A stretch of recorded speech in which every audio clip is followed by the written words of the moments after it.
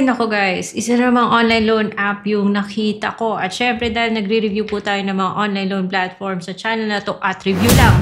Walang marketing, walang links. Dinownload ko yung loan app at sinubukan. Kahit na isang ID lang yung binigay ko, picture-picture, selfie-selfie, at walang payslip nga yung hiningi. Nagkaroon ako ng offer guys. At yung pangalan ng loan app na to ay si Cashpera Quick Peso Loan App.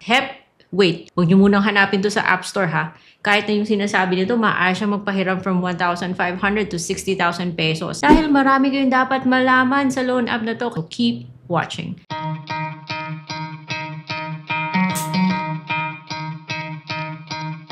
Hello everyone! Welcome back to my channel. It's Ate Red here, the original Utang Queen. And dito sa channel, nagre-review lang po tayo. Wala tayong pinopromote, wala tayong marketing links. Yung gusto ko ay magbigay lang po ng heads up para kayo magkaroon ng advanced knowledge. Charot. At tapusin nyo yung video para at the end of my video, saka kayo mag-decide kung okay ba yung loan app o hindi. Iba na yung may alam guys, may heads up. Kaysa namang magpapadelete ka or magsisisi ka lang. So kung bago pa kayo dito sa channel, I suggest you hit the subscribe button and the bell notification button para lagi kayong updated sa mga bago kong uploads. Cashpera Quick Peso Loan App. So, App Store lang po siya mada-download. I think nakita ko yung ads nito, hindi ko lang maalala. And syempre, kaagad natin chine-check. Legit ba to? Rehistrado ba yung loan app na to? Dito, 4,500 na yung nagbigay sa kanya ng rating and meron pa siyang 4.8 stars. It doesn't end there mga guys. Kailangan sinisilip natin ng maigi yung kung ano talagang meron sa loan app na to. So, ganda man ako nagtungo dun sa privacy policy niya, sa mga agreements niya. Kailangan ko malaman kung sino yung company na nagpapatakbo ng loan app na to. At yung claim, take note ha, yung term ko is claim, provided daw siya by Cashbee. Huh? Cashbee. Cashbee, isa pa yan. Sabi niya, sa mga screenshots niya, from 1,000 to 60,000 pesos daw yung pwede niyang ipahiram. OA pa ng mga choice of words niya, baka copy-paste lang to. But anyways, nung dinownload ko siya, kaagad bumungad yung little window na nagsasabing hingi daw siya ng permission na matrack yung activity ko across all sites. Kakaroon ko pa rin naman ng offer kahit na i-deny mo yan. And then pagkatapos, ito na.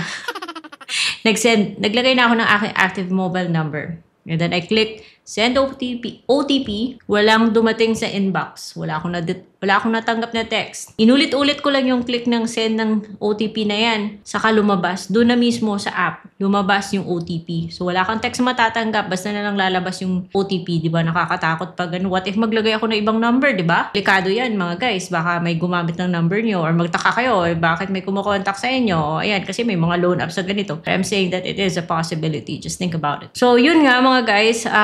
Hindi ko mahanap si Cashpera sa list of recorded online lending platforms, and at the time of filming this video, hindi ko rin mahanap si Cashbee. Wala na si Cashbee doon. But I still gave my phone number, and pagkatapos nun, nagbigay din ako ng access sa aking location, nagbigay ako ng mga information na hinihingi ng loan app na to, isang valid ID. Of course, yung ginamit ko is my driver's license. Tad-tad na yung driver's license ko guys, but kung wala kang driver's license, you can also use PRC, SSS, passport, postal ID, UMID, TIN, voter ID, National ID, Pag-ibig, and health card. Pipicturean mo yan, magsiselfie ka.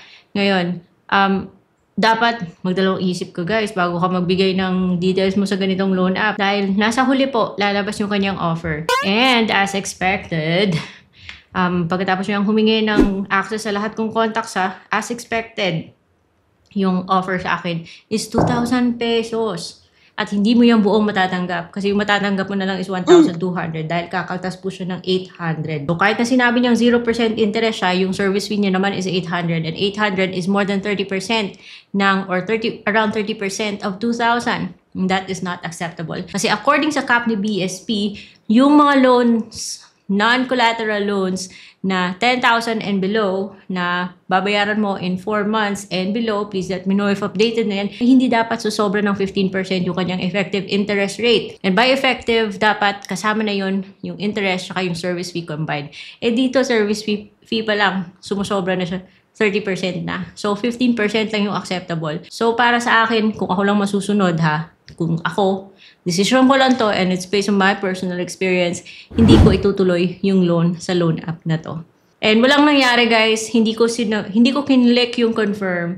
Kasi when I tried this app, kakatry ko rin ng isang app na na-approve ako ng 4,000 pero yung binayaran ko ay 6,000. Kaya sabi ko ayoko na magbayad ng extra service fee. Talong-talo ako dyan, guys. So making quality videos really takes a lot of my resources. So I hope you continue supporting this channel by subscribing and giving this video a like if you think it's helpful. Kasi yun nga, guys, it will really help me a lot if you support me sa videos ko by subscribing and by hitting like. So, hindi ko tinuloy yung loan ko kasi baka ma-approve ako. Padalhan ako ng 2,000, babayan ko ng 2,000, tapos yung natanggap ko is 1,200 lang. Eh di talo ako ng 800 na dun sa isang loan app na sinubukan ko.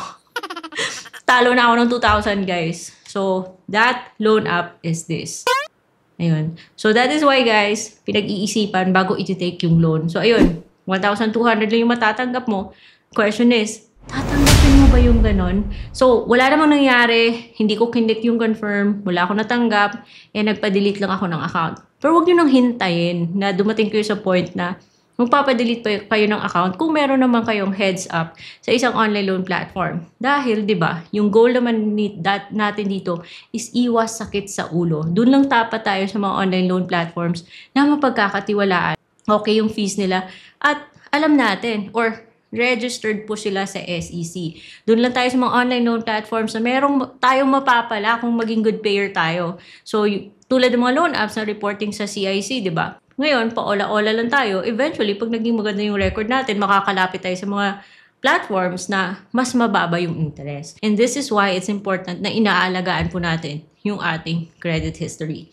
So again and again, based on my experience, iiwasan ko tong si Cashpera. And I don't know if talagang under Cashbee siya, but even Cashbee is no longer included in the list of recorded online lending platforms sa SEC na website at the time of filming this video. So, I would avoid it because ayoko ng sakit sa ulo, guys.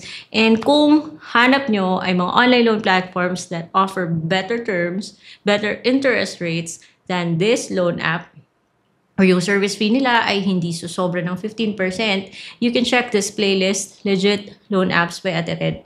Kasi andun po yung kinumpile ko yung mga online loan platforms na nasubukan ko na rehistrado sa SEC and so far okay naman yung kanilang terms.